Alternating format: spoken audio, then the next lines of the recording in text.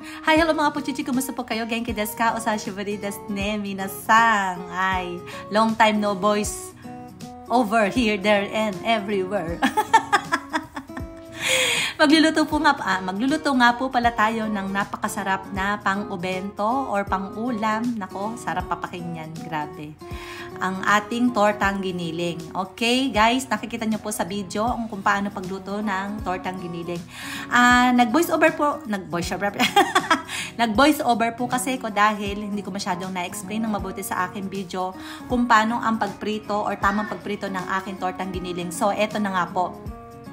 After po natin igisa ang ating giniling, i-cool down po natin siya.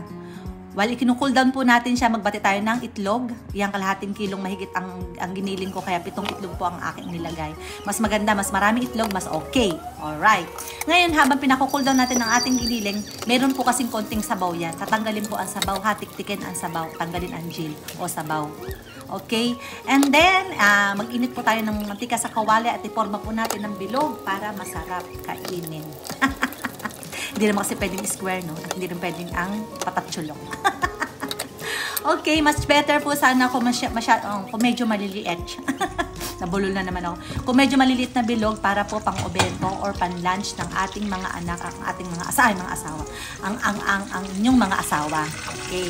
Wala pala akong asawa, kailan pala may asawa. Okay. Ayan, para po kasi sa lunch box. Okay. Ito may Nihonjin no minasan, kore tsukuru toki ni saki 冷やしてから作ったひき肉を冷やしてから汁を取ってください。それで卵とミックスして油で揚げてください。作ってみてくださいね。またね。ありがとうございます。